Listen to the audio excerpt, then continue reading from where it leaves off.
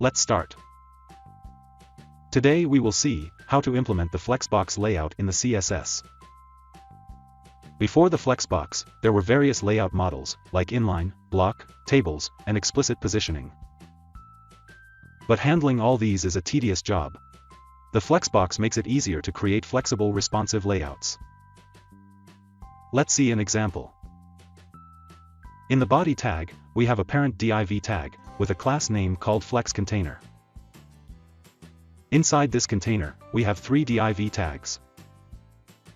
In the style tag, we have written the CSS.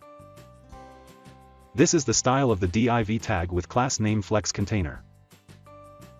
The display attribute is set to flex. The flex direction is set to row. There are several flex directions like row, reverse column, etc. This is the style of the div tags inside the flex container. Let's run this code in a browser. As you can see, the green-colored row is the flex container, and inside that, we have 3 div tags. Now let's change the direction to the reverse row. Let's run this code in a browser. As you can see, the order of the div tags is now changed.